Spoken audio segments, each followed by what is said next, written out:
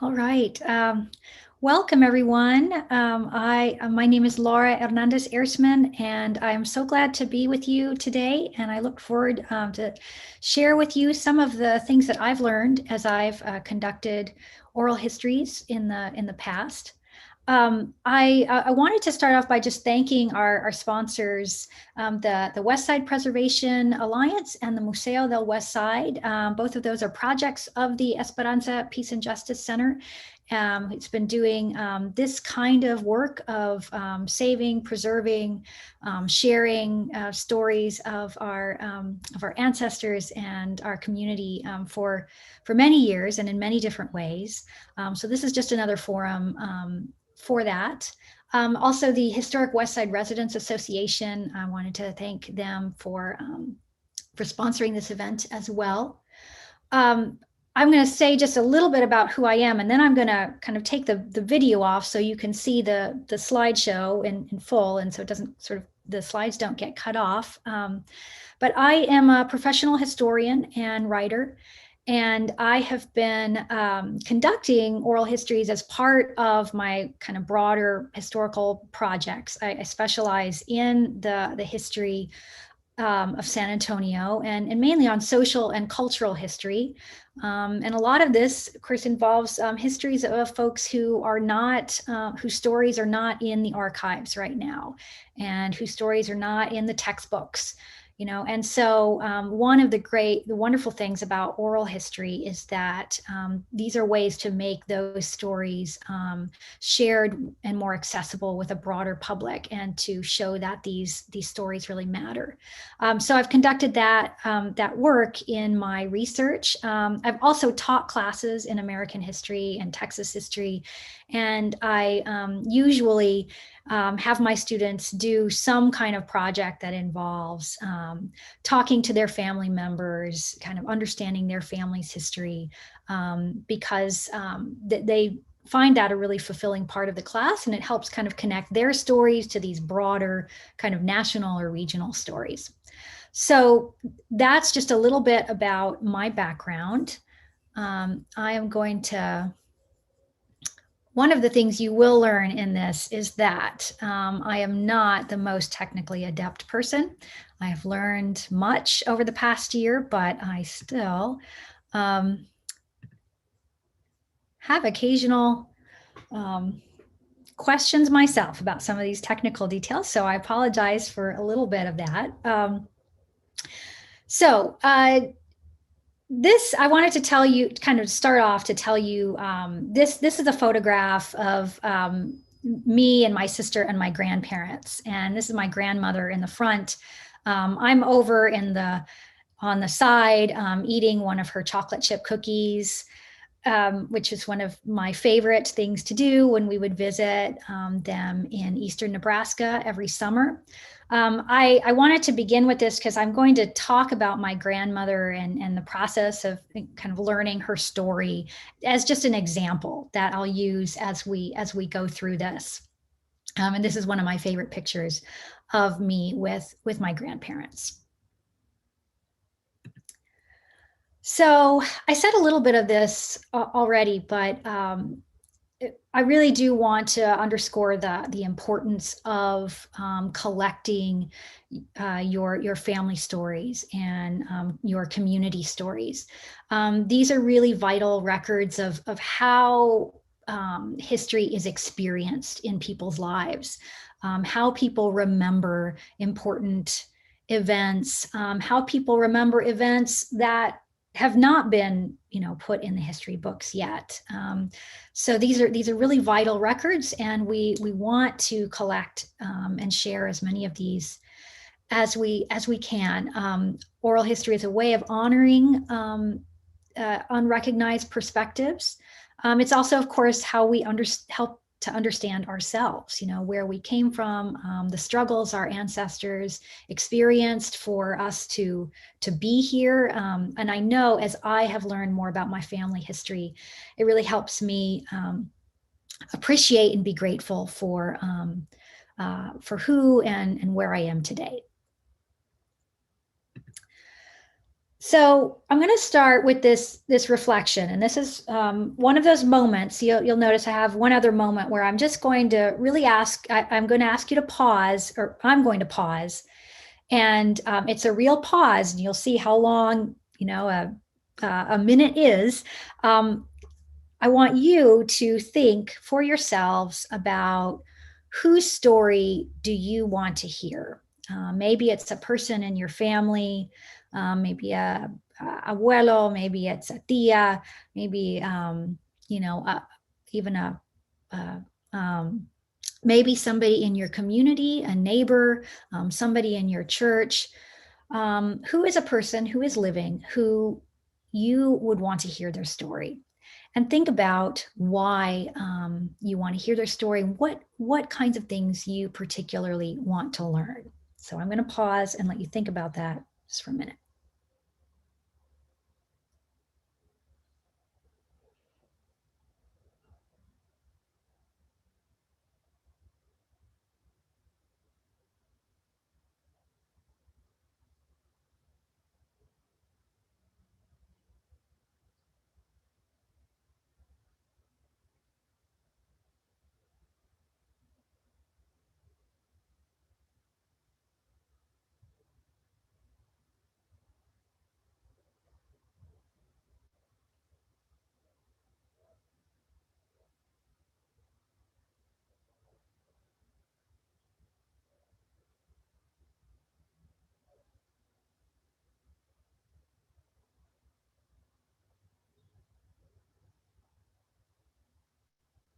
Okay. So I really wanted to make that as close to a full minute as possible, partly to help just maybe remind or practice the the act of letting things be silent, right? Letting when you are interviewing people, silence is okay. Long pauses is okay. When you are teaching in a classroom, silence and pauses are okay. But that is something that often makes us very anxious, right? We want to kind of step in and talk. But often when you are asking the kinds of questions that oral historians ask, these are deep reflective questions, and sometimes it takes a little while for people to gather their thoughts. So it's good to kind of practice, knowing how to wait, and let people reflect as you engage in conversation.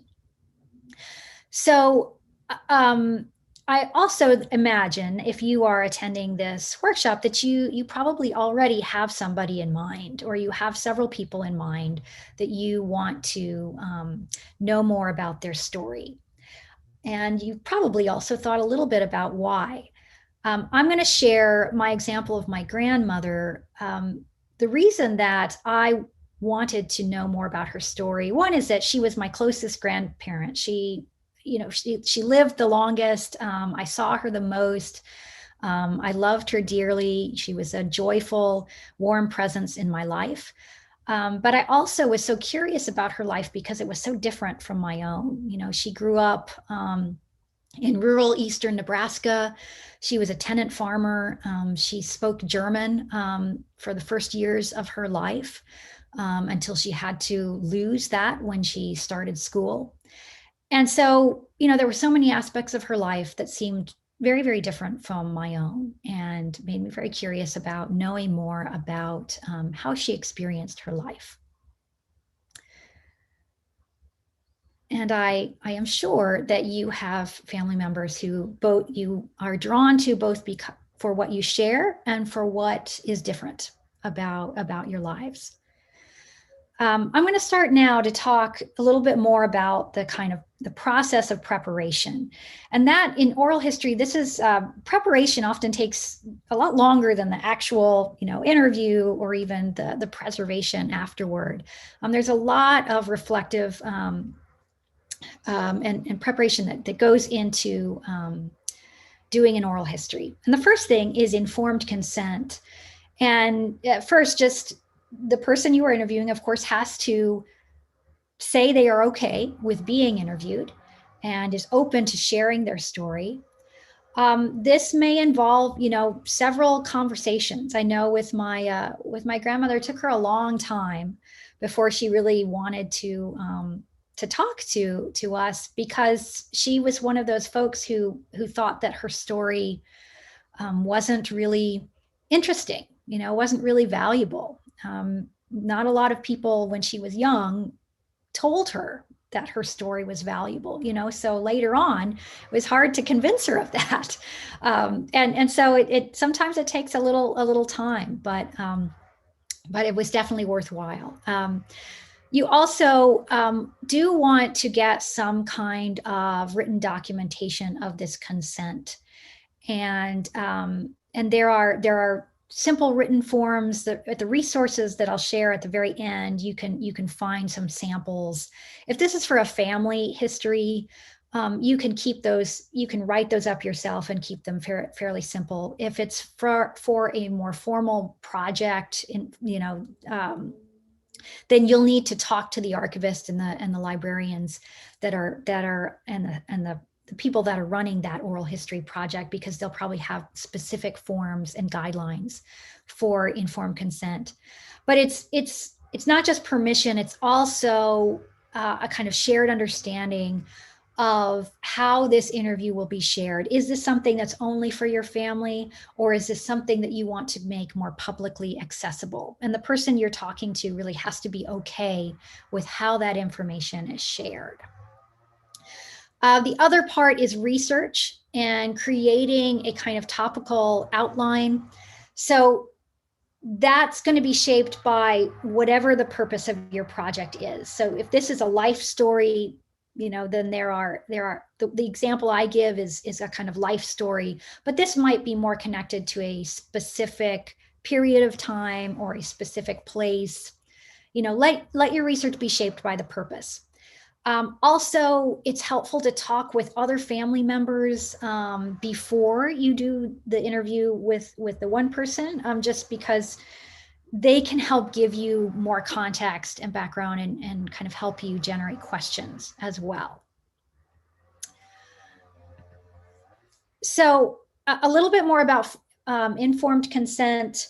The form, as I said, it can be pretty simple, but it just has to have the interviewer name and contact information, the interviewee's name, and has to indicate that they have the right to decline to answer any kind of questions, or they have the right to end the interview. And I have not really had this happen in my own experience, but I know sometimes, if the person just becomes too uncomfortable, that they will ask to end the interview, and you have to respect that. There will be sometimes things that people don't want to answer, and that also has to be respected.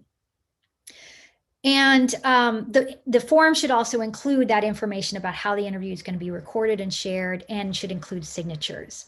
Now, there are some cases where if it's really hard to get a written signature, you can get verbal consent, but you have to have that recorded on the audio or video so that you have this some kind of record that this person, yes, did consent to be interviewed. Okay, so here's the second kind of reflective moment. So as you are thinking about your person that you want to hear their story, take a minute to consider what kinds of historical events or eras did the person live through. Might be major events, World War II, Vietnam, the Mexican Revolution. It could be things like that, but could also be more local kind of events that were meaningful for that community. Cultural traditions that you want to explore. In one of my classes, it was on food traditions. I asked my students to find a family recipe and to research it and to interview their family members about that. So, it may be something like that. What kinds of places are important to understand? And other kind of life events and transitions that were significant in this person's life. And so I'm going to give you just another 30 seconds to kind of think about that for a minute, and then I'll give you a sample from my example.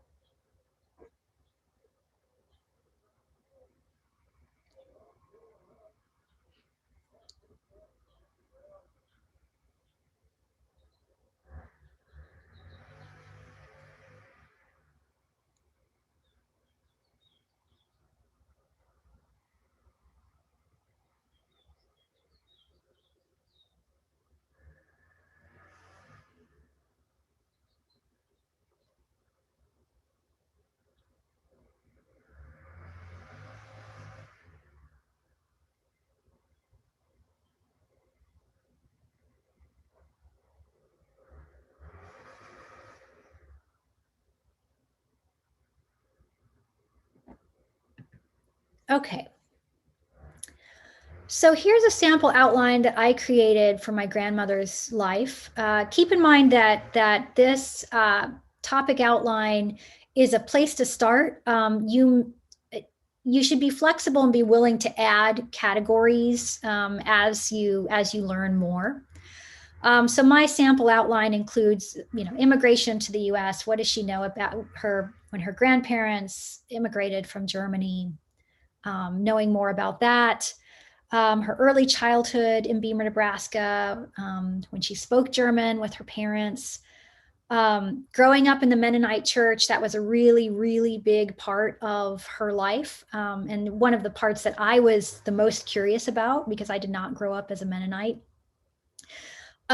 Living through great events like the Great Depression. What was it like working on the farm?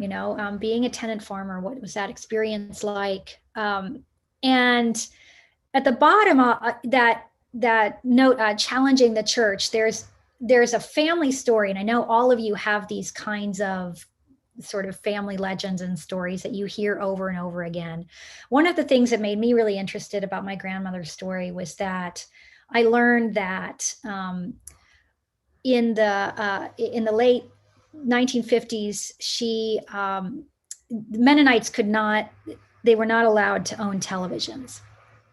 But she really, really, really wanted a television. So she decided to challenge the church and buy a television set. And for that, my dad's family, they couldn't receive communion for 2 years. and that really made me more interested in my grandmother because I saw this kind of rebellious side to her that I really liked. But, that is something that I would definitely ask her about, in this interview. So those kinds of personal events, family stories that you want to hear more about.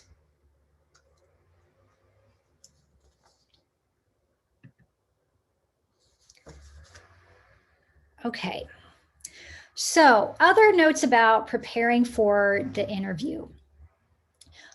One thing that you want to do before you start your interview is really have a pre-interview discussion, and maybe more than one discussion. This is really when you just kind of talk through what your goals are in the interview, what the process is going to be like, see what the person wants for the interview, what they're comfortable with.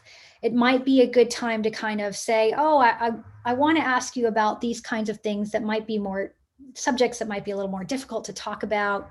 So it's kind of setting the ground rules for how the interview is going to go. And it's really important, even if this is a person that you know really well, because you'll find that as you engage in the kind of interview itself, there's a kind of formality to that, even if it's in your living room, even if it's in this very comfortable setting. It's a new process. It's a different process. It's different than what you would just the kind of everyday conversations you would have at the kitchen table. So that's why it's important to kind of have these discussions beforehand. And one of the most important things to talk about is whether you should do audio or video. And there are lots of conversations in the oral history community about this. A lot of things are on audio because it's easier, it's pretty affordable. A lot of people are more comfortable with audio. They don't want to see themselves on camera. So if that's true of the person you're interviewing, you should go with that. On the other hand, videos are wonderful. Their video technology is also getting easier and more affordable. And it's a way, video, of course, is a way to capture all those nonverbal cues, right?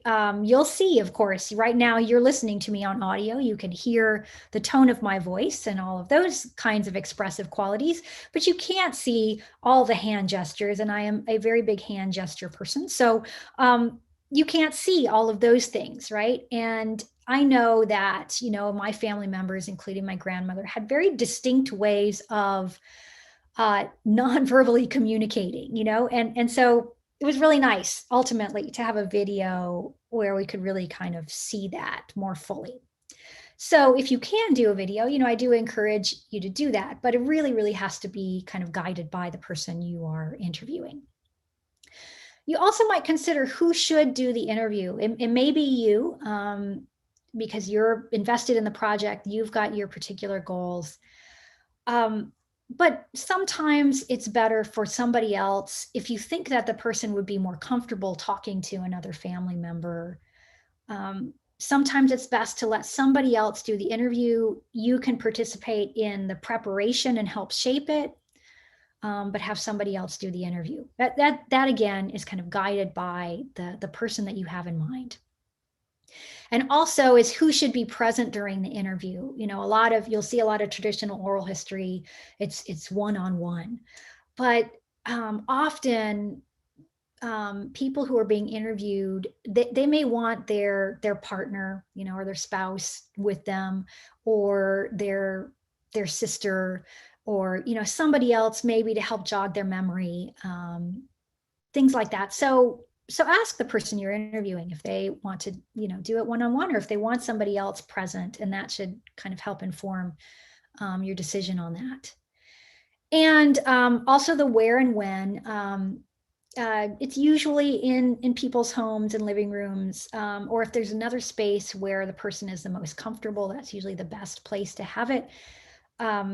You should consider having multiple sessions if you're doing something like a life story, because that can take some time, and you want to take that time. So each session shouldn't really be more than 90 minutes. And you should, and so you may need to kind of consider, we're gonna do one interview, and then a week later we'll do the next one, so scheduling several sessions can be helpful.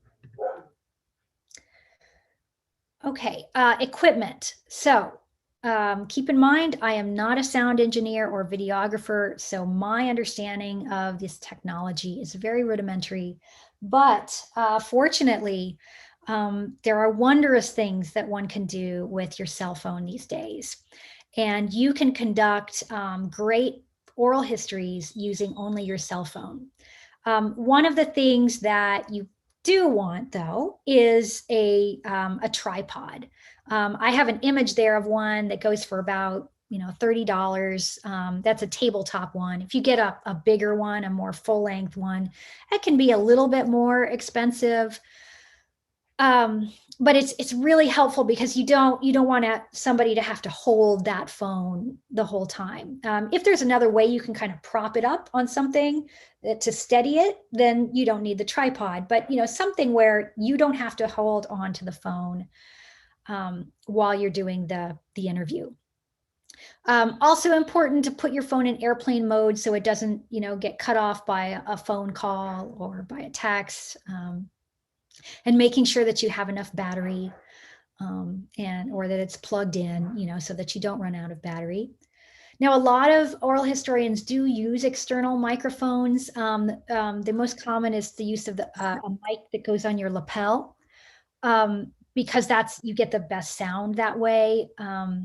Some want, like if you have the person you're interviewing, the mic is on the lapel, and then you also have another mic called a shotgun mic. I'm not particularly fond of that name, but it's, a mic that you can put on the table. But that should also be kind of mounted. Make sure it's something that you don't have to hold on to, because you don't really want to have to kind of put a mic in somebody's face when you're interviewing them.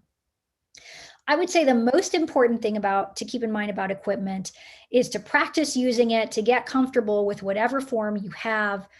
before you do the interview. And then once you're in the interview, try to forget about it. You can monitor it occasionally, and I'll have a little bit more information on that in a second. But you really just want it to be you don't want the equipment to become a distraction. And so that leads to the other thing I was going to say about the setting. You want to have a comfortable space.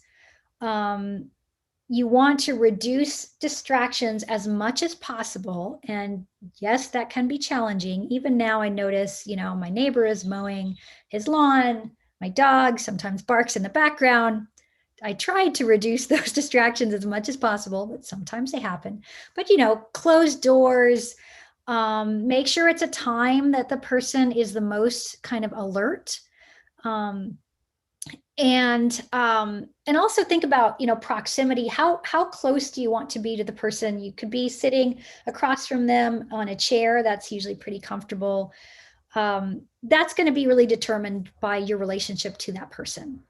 And then I also recommend having a glass of water or iced tea, something in case the person wants to take a drink, to pause. That's also kind of helping making that time and space as comfortable as possible. For the audio, make sure the mic is close to the interviewee. You do want to monitor it occasionally, but the other thing that's nice about audio is that you really can pretty much, get it started and then not pay attention to it for a while. For the video, just set it up and test it so you make sure that the interview can be clearly seen. And it's really best to have somebody else who can monitor video, that's just there kind of silently making sure that everything is going all right. You want to make sure that the person, that it's well lit. You can use natural light, but you don't want a person to be in front of a window because usually that creates a lot of shadow. And you'll be able to see that when you test it, so test it at the same time of day, the same setting, to make sure that that person can be clearly seen. And also have something to take notes as you're conducting the interview. That's another really important thing to keep in mind. Okay. So at this point, I am going to stop the screen share for a moment so that I can see what questions you have so far and have a little conversation.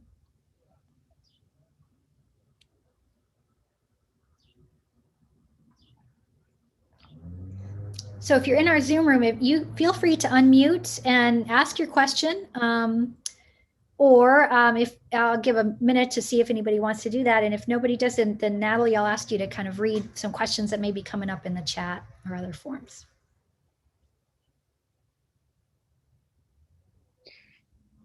I was just going to make a comment to say that in that pre-interview, if you're actually in the space with them, because you've gone to visit them ahead of time, a day or two or week or whatever, is to scout out the place, the home, right? To see it, because people get nervous and you want to just do everything quickly. So then you do find yourself they say, well, here's my chair where they sit all the time and I'm comfortable in that chair. And it's the chair that has the window in the back. So they don't want to move. They don't want to, and so then in your head, you might think, well, I should bring a light so that I'm giving them another sort of light. Or again, they have the air conditioner on and then the sound is really bad. So I've had to go in and turn off the air and ask them, can we just turn this off for an hour? And, it just makes for better sound. So just scouting out the place would be helpful. Yeah. Yeah. That is, thank you, Graciela, for adding that.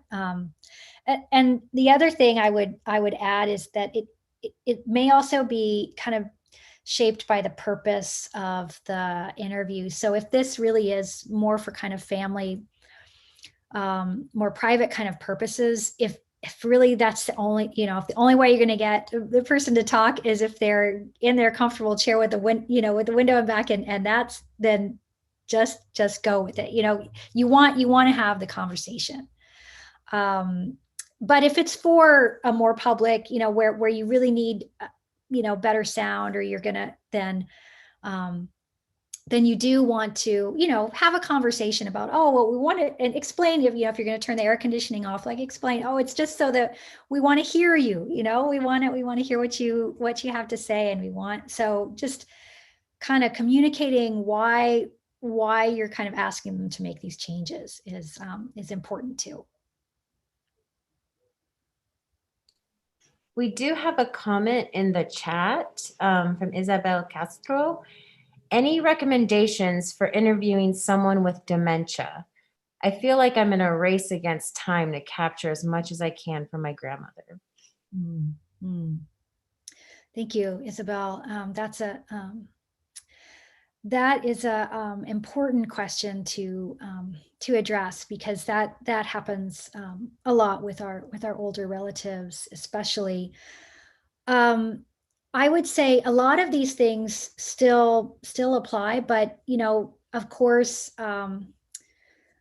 the person you may want to make the session shorter at a time. It depends on what the particular kind of dementia, the particular condition, but you might want to make kind of shorter times. You really want to talk to other family members and to kind of get a sense of how that person is the most comfortable.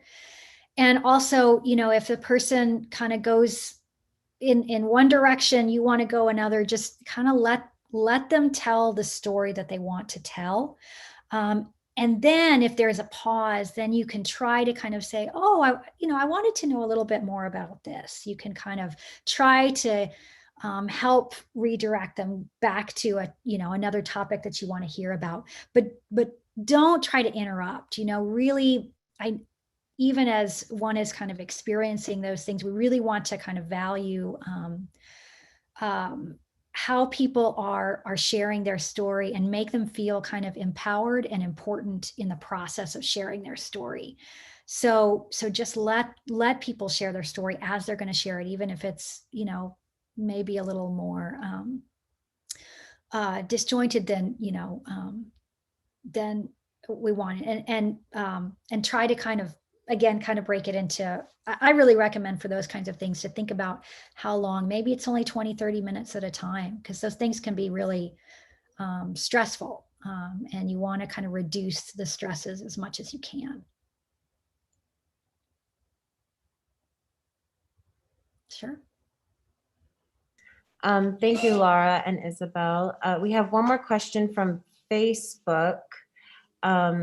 When you have an idea for a project or interview, how does one overcome their fear or doubt and just do it and get it done? I have been wanting to interview people for years, but my fear and doubt have held me back.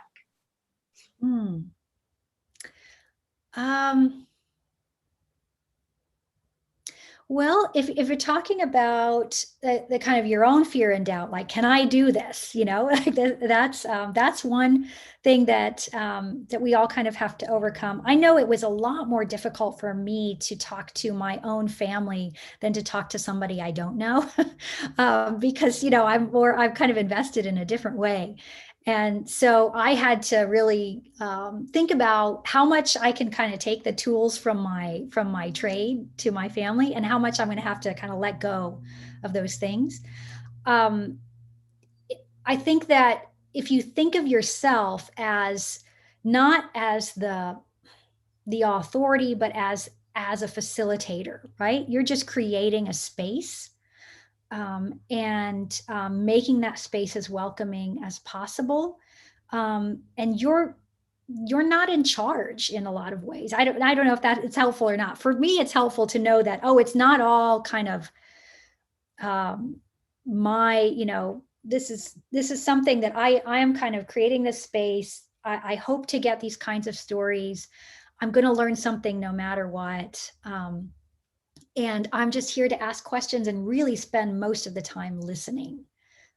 That helps my own fears. Now, if it's the fears of the people that you want to talk to, that is different. And I think that just takes kind of a series of conversations. I know with my grandmother, every time I would ask her questions, she would say, oh, we need to go to talk to Aunt Martha. and who was wonderful and who also had stories to share. But I wanted to talk to her too. It took a long time, but I went, visited with Aunt Martha. And in that process, my grandmother revealed things as she was in conversation with Aunt Martha, because as long as she wasn't the subject or didn't feel like she was the subject, she would share some things. So sometimes it's kind of indirect to get her to talk. Just really telling the person how much you value them and how much you value what you've learned from them so far. Really just helping people feel like their stories, their lives have value.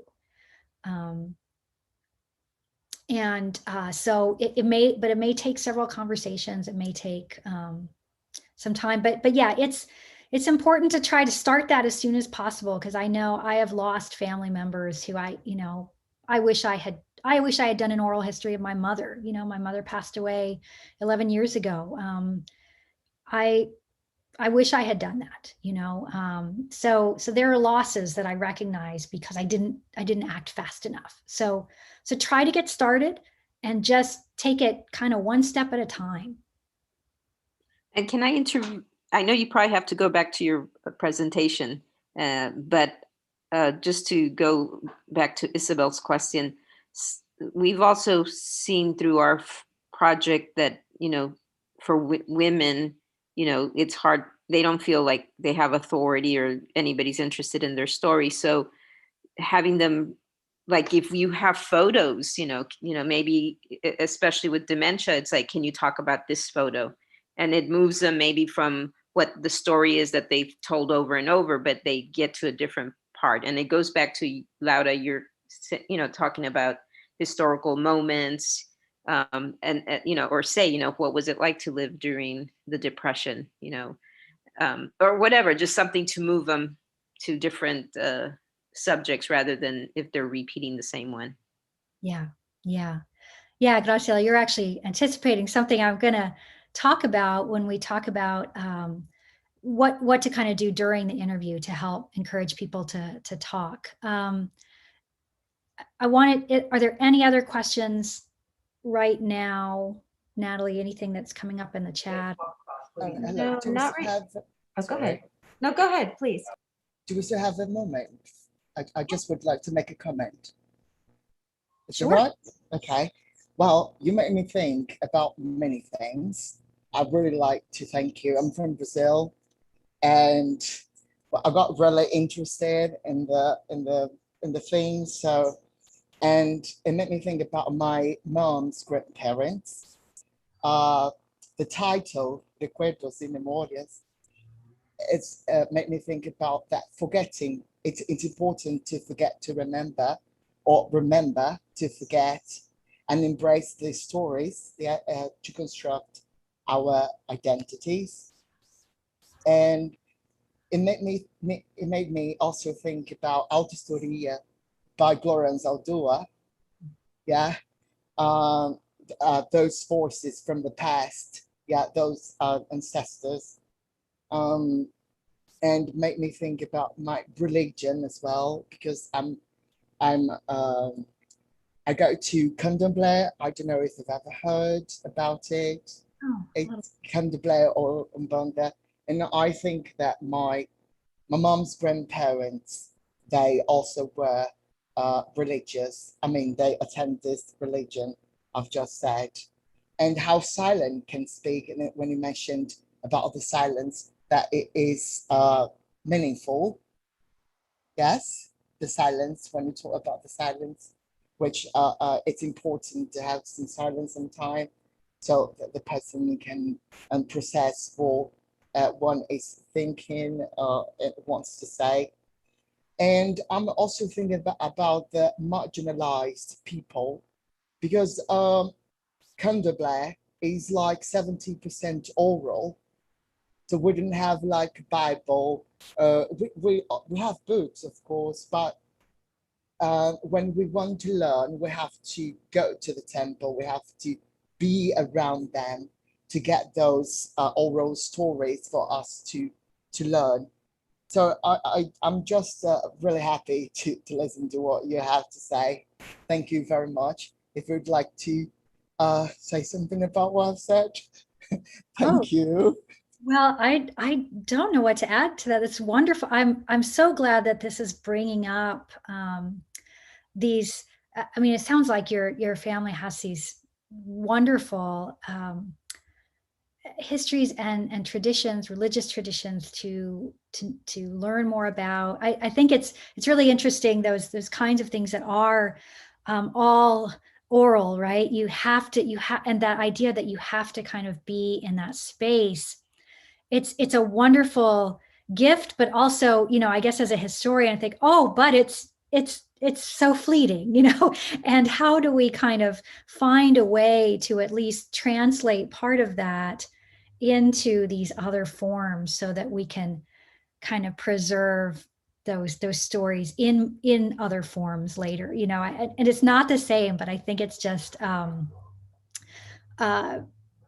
that's these histories can't really replicate the kind of lived experience of being in those spaces, but they are this opportunity to try to kind of bring those into new forms. And I encourage you to continue to explore this. I don't know what to add because there were just so many kind of strands there, and it's wonderful that you are that you are reflecting on this already and thinking about this. And I encourage you, if you have other questions or kinds of as you're going on the project, or other questions that come up after this, please share them, and I would love to kind of follow up, see if I can help guide you to other resources, as after the workshop. So, okay. So let me go back to the second part. This does sort of lead nicely into things to do kind of once you get into the interview, how to conduct that, how to help people talk, those kinds of things. So first thing, and this is for me, but not everyone wants to print out all these specific questions, but I do. I like to write everything out and just have it there. Definitely have the outline there so that you have a kind of, so you can follow that as you're going through the conversation. But be prepared to, kind of go off script, so to speak, because you may find that an answer kind of brings its own new set of questions, and the person wants to go in this other direction. So kind of go with the flow, and new topics will come up. So just be open to that. And but as that kind of, sometimes people will sort of go off in another direction, but then there'll be this kind of pause, and you can come back to the other kinds of topics that you have in mind. It is important at the very beginning, just for preservation purposes, to have the interviewee, say their name, and the interviewer to say their name, and then also give the date and the location. Now, it can be something vague like I'm in my living room. It doesn't have to be a specific address. Sometimes, if it is for family history, sometimes the specific addresses are important, though, because we want to know where, we want to know about people who lived in this house on this street. And so, if you want to put a specific location, that's okay too. And then as you're warming up, begin with simple questions. When were you born? Where were you born? I like to think of this, I kind of use the metaphor of, you're taking a journey on a river, and, as you're kind of getting in the boat, you're setting up, you're preoccupied with kind of getting off the, getting off the ground, getting into the water, and you're not really kind of ready for those deep reflective questions yet. So kind of keep it simple at the beginning to help people kind of get started. And as you're going, you'll see in any oral history guideline this thing about, using open-ended questions.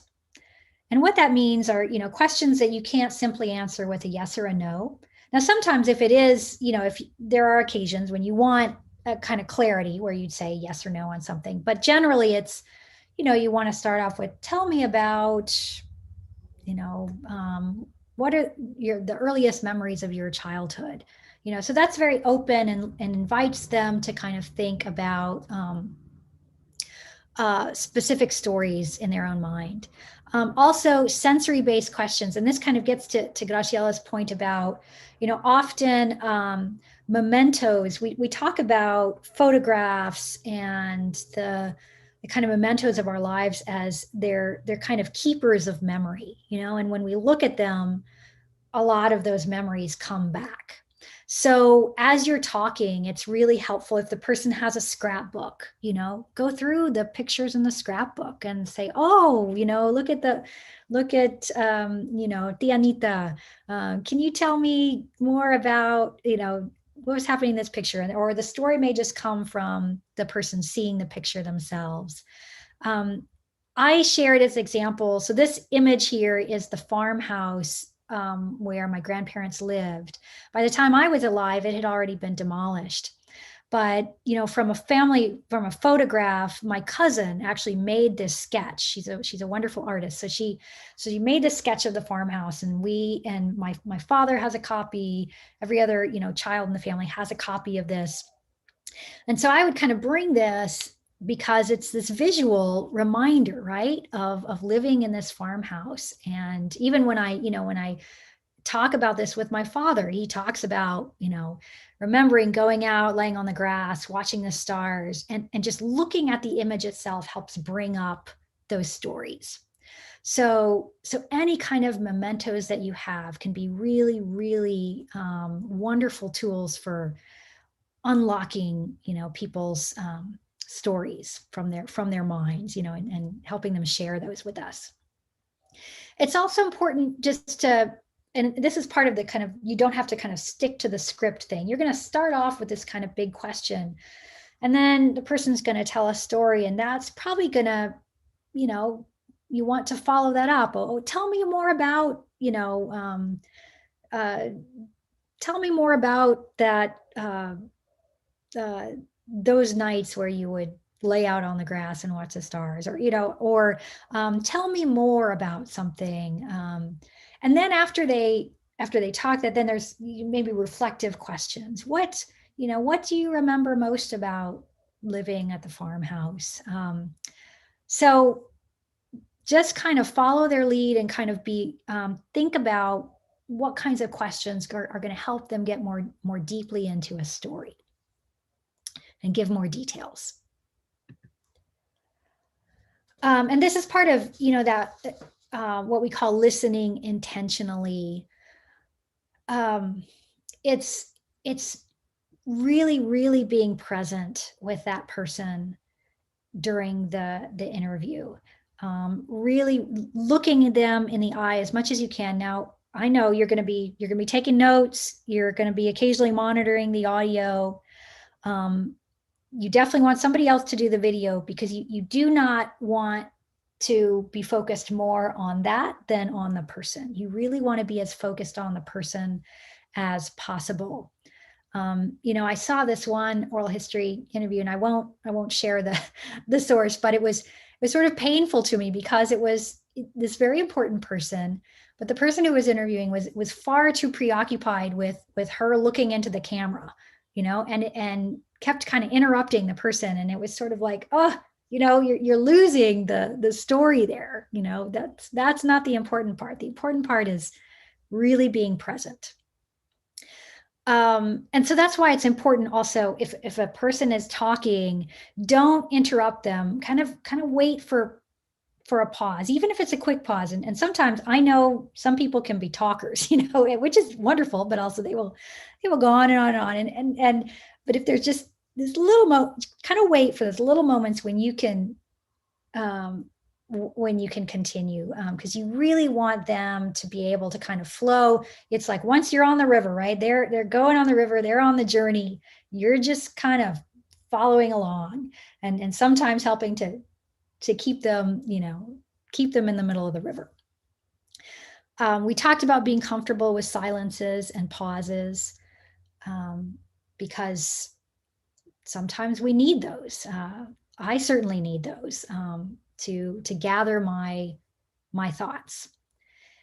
And one of the best pieces of advice that I've gotten is about, when you're trying to, you want people to reflect and evaluate their lives, but often it's hard to kind of lead in with those questions. So initially you want to get the specifics. So of the experience itself, you want the person to talk about what they were doing. And then after they talk about that, then you ask them what they thought about that. What do you, as you're reflecting now, what do you think about that year? Then because they have already kind of relived it a little bit through the telling of the story, they're better able to reflect on it.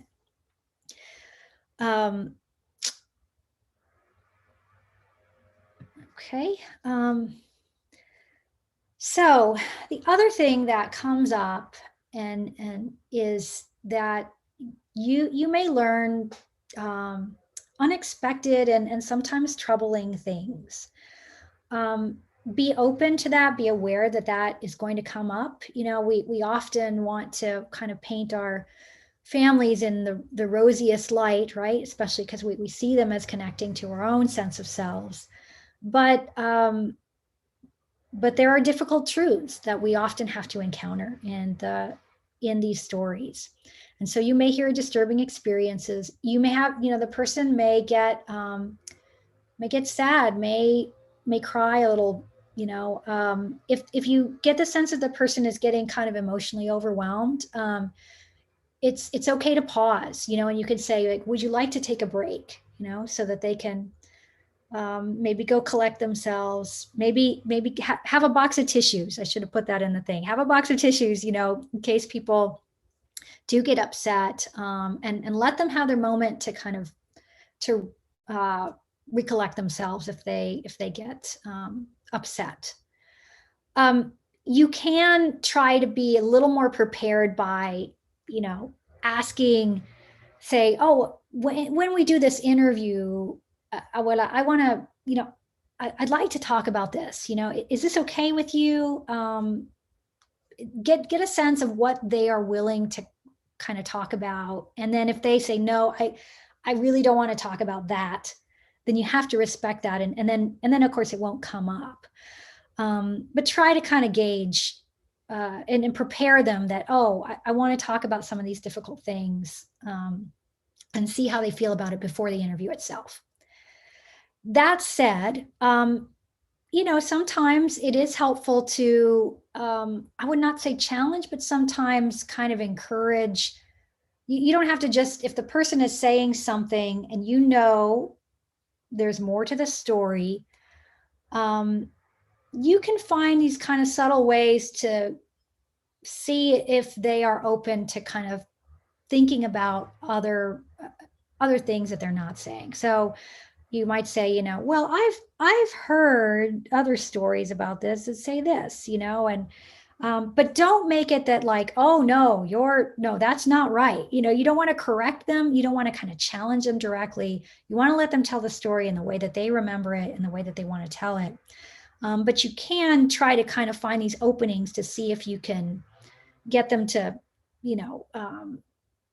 consider talking about things that they're leaving out, or if it's a kind of well-known story, kind of encourage them to think about whether there are kind of other things that they're not, that's not coming up.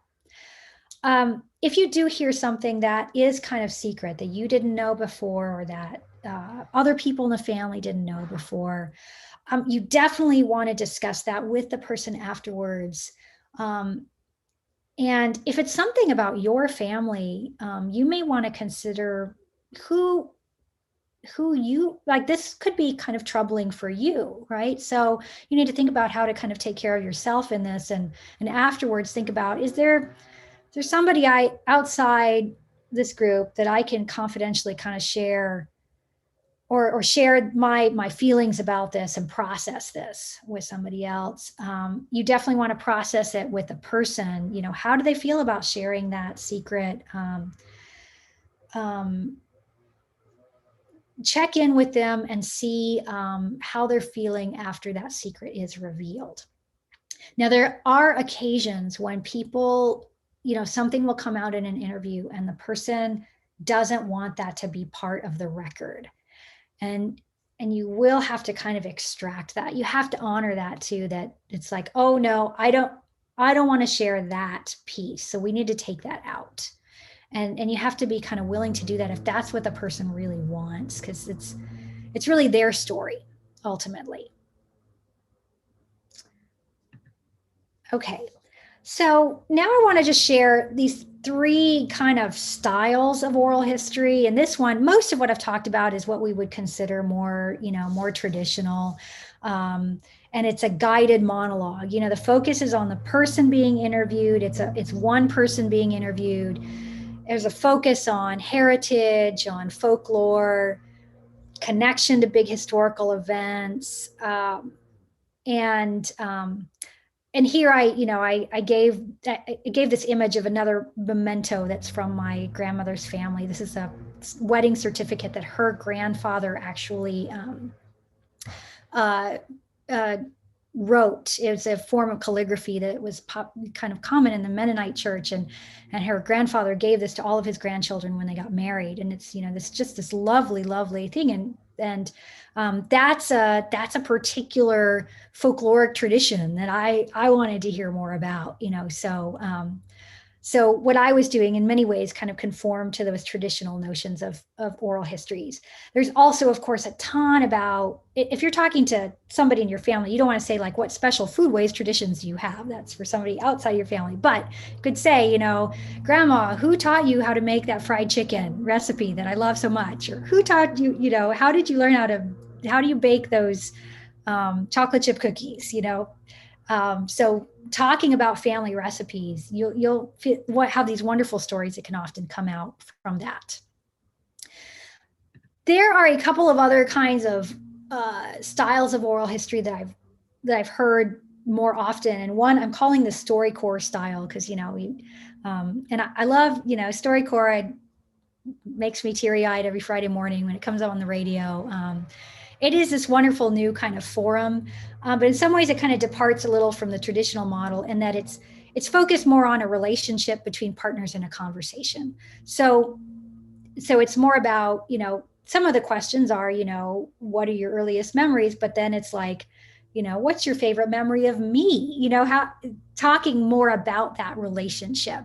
And you could consider something like that. The StoryCorps website itself has some kind of guidelines and tools for that particular style.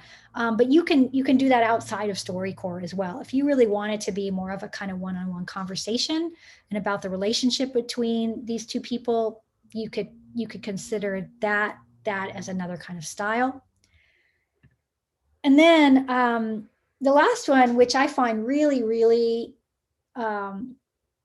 interesting and valuable sometimes, is the collective interviewing. So it's not one-on-one, it's multiple people. You've got, it could go along with a kind of a group interview and then individual interviews. So it could be, part of a longer process, could be a story circle kind of format. This can be really useful for lots of folks who prefer to, this is a more natural way of having a conversation. And ultimately, for my grandmother, it was this style that worked the best, because she was, and we had to integrate it with, she loved to sing. So we integrated it with her singing these church songs with her sister Marie. So they would sing, and then my cousins would ask some questions about family history, and then she would sing another song, and that, it was beautiful. And that's how we ended up having, getting it done. So for some folks, that really is a great alternative possibility. And so advantages are, this definitely, if the person wants this style, that's what you should do. It also can, when people share a common experience, there's a, what it says here, a kind of synergy to that. And you can get a kind of a sense of that as you talk to people in a group. And people can dialogue, right? It's more kind of dynamic, interactive. People kind of share, oh, I remembered it this way. Oh, that's not how I remember it this way. You know, it's a wonderful kind of process, and it's often been used for, you know, archiving and documenting social movements, because that's of course part of the ethic of social movements, is this emphasis on collectivity and shared knowledge. Now, the challenge is that often with groups, you have people who are talkers and people who are not talkers, and you could get people interrupting, and you want to, you know, now some of that, maybe that's natural, maybe that's how you want to preserve, you want to preserve the conversations the way they happen. But maybe you want to make sure that people who are a little quieter also get the chance to share their story. So it's important, if you're going to do this, to kind of set the ground rules, talk to people about, you know, okay, we want to make sure everybody gets a chance. So if I know somebody hasn't talked in a while, I may ask, you know, say, okay, can we hear from somebody else? You know, it's like in a classroom too, right? You want everybody to kind of have the understanding that everybody in the room matters, and everybody should have the opportunity to share their stories. You also may have to think about what kinds of audio, video options you want to use. So having like one mic on the table may be a little too chaotic. So if you're going to use external mics, you can use lapel mics on each one, so you really get everybody's voice clearly. You want to take good notes so that after the fact you can identify who said what. And you also, this is really, if you're doing this for another kind of archival project, oral history project, sometimes they're only set up for, you know, oh, we're set up to have this one person. So you need to be in communication with them about that. But if this is just for family archives, that's not really something you have to worry about.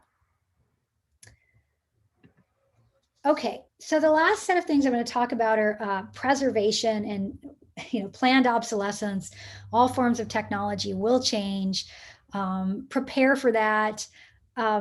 Make sure, you know, the formats that you're using should be open or non-proprietary. And what that means, you know, the ways to kind of check for that is this something that's been around for a long time, like an MP3, you know, that format's been around for a long time, or PDF. Is it something that I can use in multiple, you know, or several vendors using that format? And can it be on a Windows or a Mac machine, or an iPhone, or a, you know, Samsung? You know, look at the kinds of technology should be something that is not exclusive to a particular device or particular company.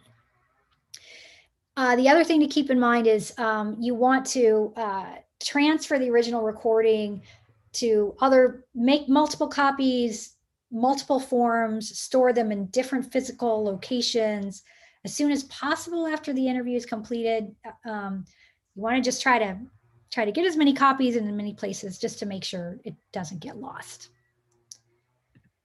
And transcription, I do highly recommend it, even though I know it's it can be a long, laborious process. And if you do it yourself, it takes a long time to do that accurately.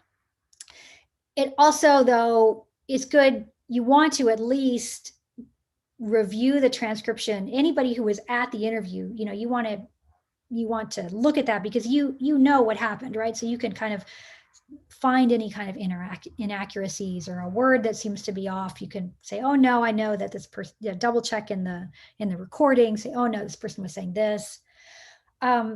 Professional transcription, you know, definitely can be expensive.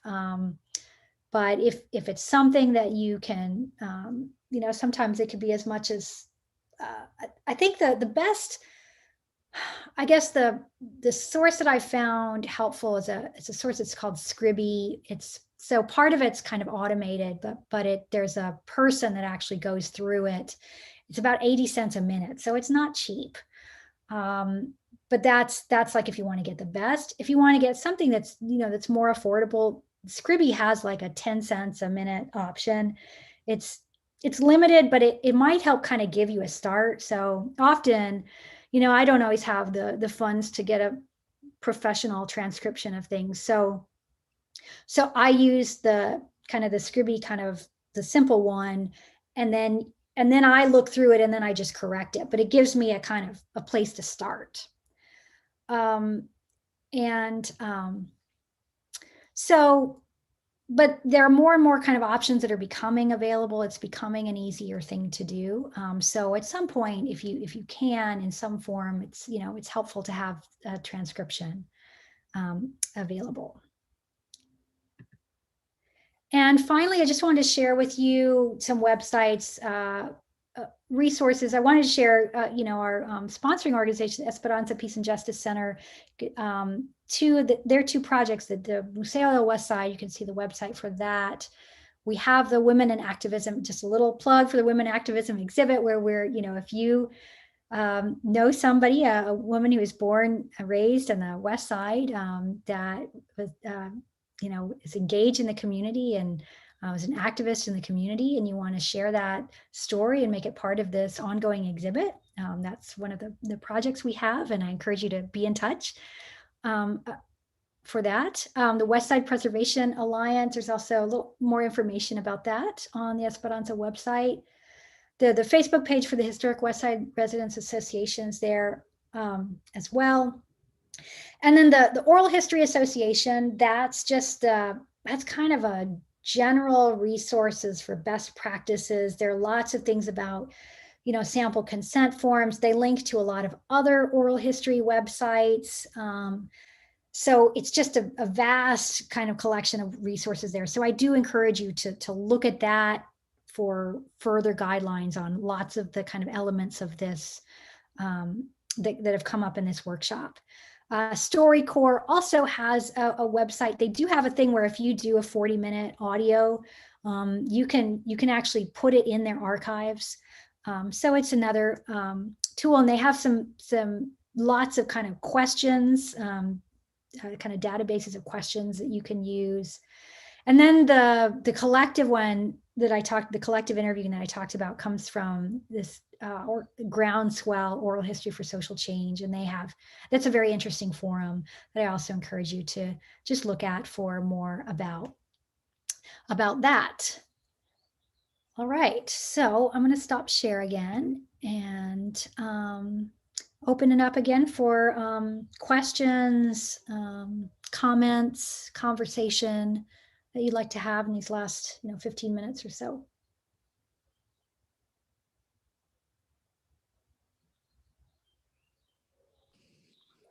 Hi, this is Michelle. Hi, Michelle. And in the chat, I had put that you can use Otto, O-T-T-O, for transcribing. It's free. And also Zoom has a capability that when you record, you can also ask them to transcribe it. Oh. And yeah, so you could even get a transcription of this recording. Yeah. And I've used both of them in my research and also professionally. Good. And so you've had a lot of success with those, huh? Yes, I started out with the Dragon Naturally Speaking, and I'd had such high hopes for it, but it's only good for the individual. Yeah. Where Otto and Zoom, you can have the multiple conversations and it transcribes the other people, where Dragon did not. Okay. Great. Thank you, Michelle. I will check out Otto. I didn't know about that. I'm always learning new new services. So I appreciate that. Some of the problems I've had in the past sometimes is, especially if you're dealing with more than one, like if you're dealing with more than one language or what they consider an accent, sometimes there are these kind of inaccuracies. So I've been a little cautious, but I will check that out. I'm glad that you've had success with that. So thank you. Well, what I had done is kind of like what you had said after you went to the transcription, is afterwards I'll look at it and correct, because it may think it said one thing and it didn't, but it's easier to do that because you have something to start with. Yeah. And like with auto, it can learn from itself. Like if it has like your own dictionary. See if there's certain words that you use frequently. You may have to record it, and it kind of keeps a memory of that. Okay. And somebody asked me something. May you please put a link to auto in the chat?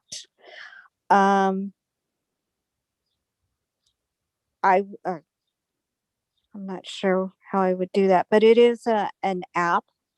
So you can get it from the iPhone app and from Google Play. Okay. But let me see if I can put that up. Okay. Thank you, Michelle.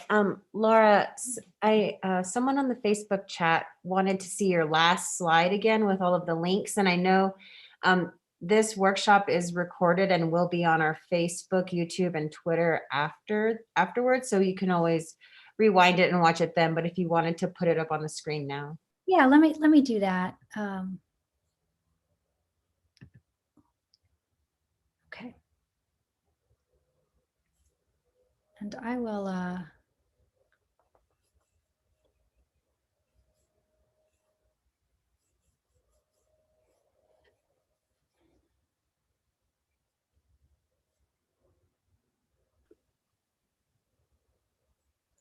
As the time, for those of you who are in San Antonio and are on this this workshop, as the pandemic disappears, we are going to need oral historians to go around doing some histories. So if you are interested, please keep in touch with us. As Laura said, just even the Museo del Westside, just doing interviews of some of our elder women from the Westside who don't have access to Zoom, because we can do that now, right? But a lot of our folks are not, they're old and they're not interested in learning about computers and internet. They're used to face. So when we get back, if any of you all are interested, we really need some support on that level. Yeah. Thank you, Tasha. Yeah. Yeah, we would love to, that would be really, we would love to have your help with that. So We do have a question in the chat. Do you have suggestions for websites to upload audio for where others can listen?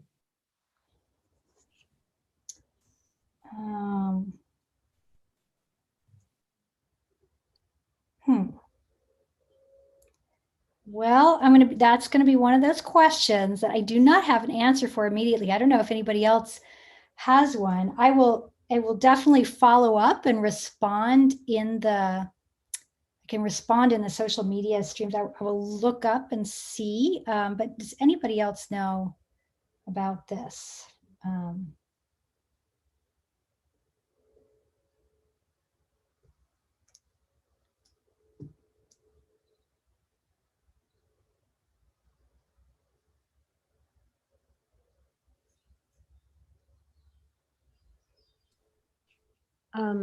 I did, before I asked that question, following up after Graciela, I did want to add that, yeah, we are definitely looking for folks to help with oral histories, and we do already have a couple oral history kits with, the equipment inside, a little tripod, a little camera, and we will even do oral history trainings, and so that will be really exciting and fun.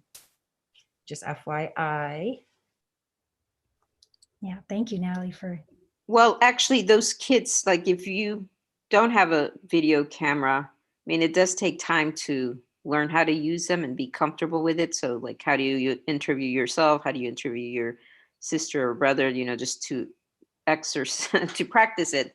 But we have them. And if you are at home right now and you have somebody you want to interview and you don't have a camera, again, write back to the Esperanza or call us or email us, and we can lend, if you want to take it out for a week or something like that, we could do that.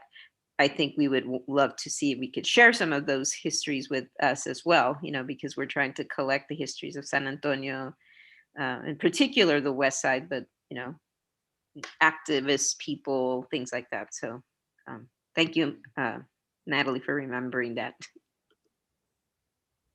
Yes.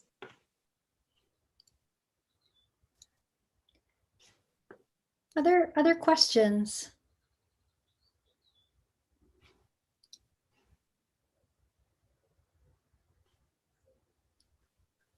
There aren't any from social media right now, so if there are any questions in the workshop. Hi, Laura. This is Claudia speaking. I do have a quick question.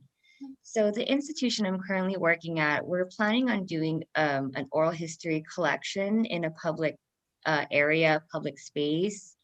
We will have access to a room where it will be 4 walls. But do you have any suggestions on how to kind of mute silence in a public space? So is this what, can you tell me more about the space? Sure. So I work for the San Antonio African American Community Archive and Museum, SACAM. Yeah. So we're hoping to do an oral history around Juneteenth at Comanche Park. So we will have access to a building there. I'm not sure which building yet or what space, but I do know it is going to be a celebration because it's going to be a mix between Juneteenth celebration and Fiesta events. So I'm kind of just wondering on if you have any kind of advice or suggestions on how we could kind of limit the noise that would be coming in.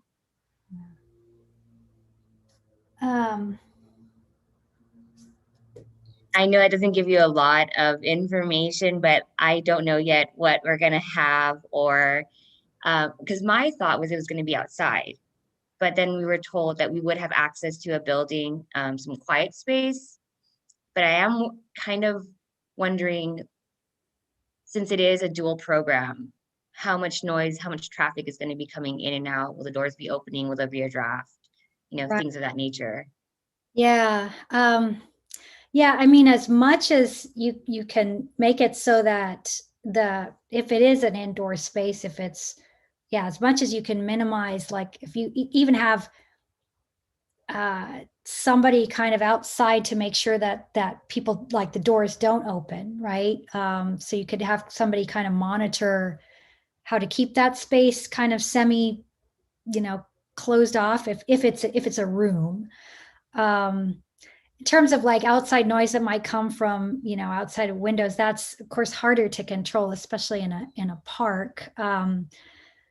Yeah, it's kind of hard to know without knowing more about what that space is already like. But the other recommendation is just having, I would recommend in this case, of course, having, external mic, like lapel mics, having things very close to people so that even if there is an outside sound, you can, that you can still clearly hear the person. I don't know if you're planning, if you already have that set up, the audio and video elements, if you already have that equipment. So we don't have it locked down on how or what we're going to use or take just yet, because we want to see what the space looks like. But we do have a kiosk that we can take with us, and it'll have a mic attached to the kiosk and also a camera. I'm so sorry. So that'll already be all inclusive. But I did like your idea where you had the tripod, the lapel mic, and I took a screenshot too, so I could remember.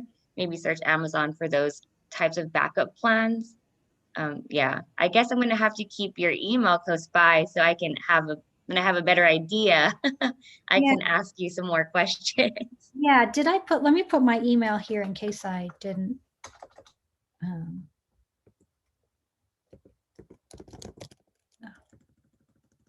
going to type my email in so maybe I can follow up with you about this, because I'd like to know more about that, as you find out what kind of space you'll have available. I see in the chat here, there's a recommendation about headphones, and that's also good advice to have. It is very helpful to have headphones, but that's usually I've used them mainly when I'm talking to somebody on a screen, but if it's like if you're talking to somebody in person, I guess you would both have to have headphones so you could make sure you can, of course, hear each other.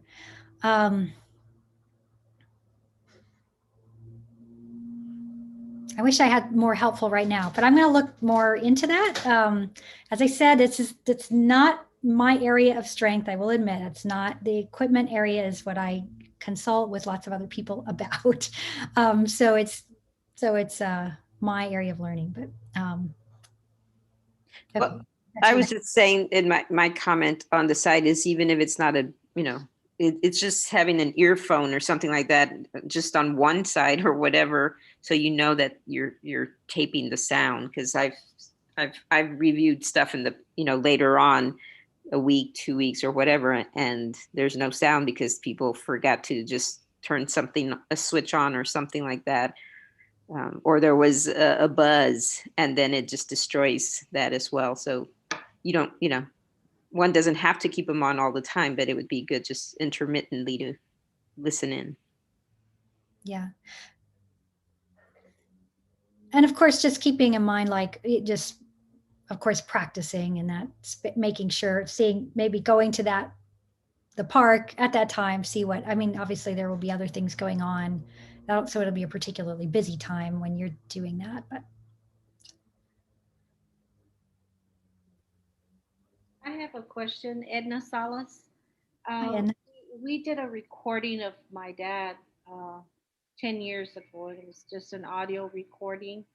Where do I go from there to verify all the information that he gave us? He was 8 years old when he left San Luis Potosi. It was during the Revolutionary War, and they came to Texas to live with an uncle. Where do I go from there? I have all his recording. All the information he gave us, very few dates. So, because he was 8 years old. So it's just, can you help me with where I go from there? Yeah, well, so,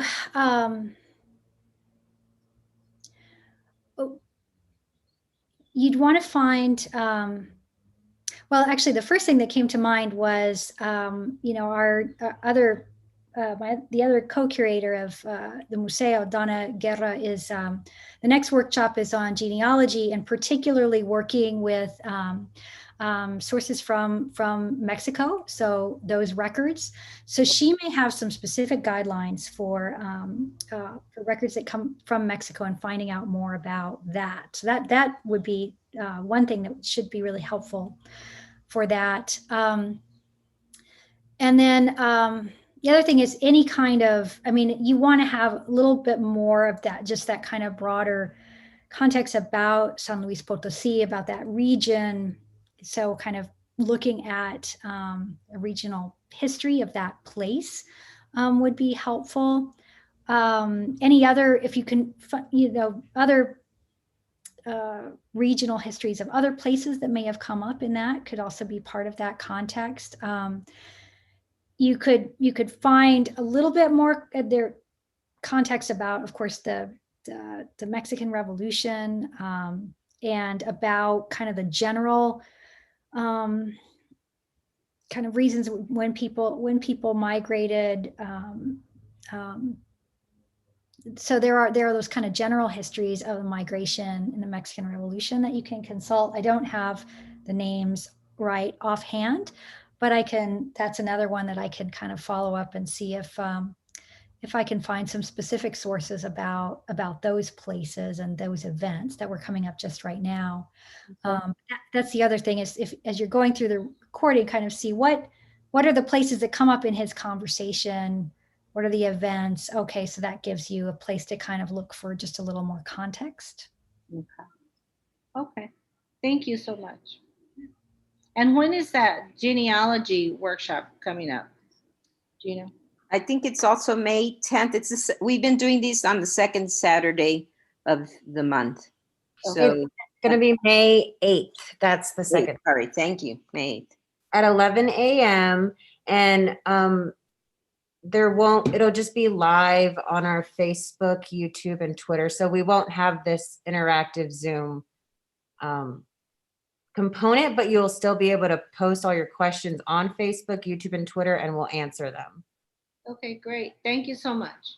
Yeah, Yes, sure. and it'll be on our website and Facebook by Monday, that information. And let others know about it. If you've enjoyed today, if you didn't attend last month, go on to YouTube and you'll see Donna's first workshop as well. And we hope to continue to do more workshops. So we're happy that you're here, and I hope you have enjoyed the presentation. That was good. Thank you. Thank you all so much. Thank you, Lauda. Lauda, can you tell them the book you wrote about Fiesta? Oh, yeah. Yeah, it's a book called Inventing the Fiesta City. So it was a history of Fiesta, like telling kind of part of the story of San Antonio through telling the history of Fiesta, including it started off as a much more exclusive white, Anglo-centric event, became a little more inclusive over time, but there are still controversies and challenges about Fiesta, which is what I find really interesting, is how different communities kind of negotiate their place in the kind of dominant narrative of San Antonio's history through how they participate in Fiesta. So that's kind of what the book is about. Thanks for the plug. Can I say that? Well, What's the name of the book? Inventing the Fiesta City, Heritage and Carnival in Fiesta, San Antonio. Okay. Okay. Well, thank you all so much. It's been a pleasure to share this information with you. I hope it was helpful. Please, if there are kind of follow-up questions you want to put on Facebook, feel free to do so, and I will follow up with those as well. And I'm grateful for your time. Thank you. Take care.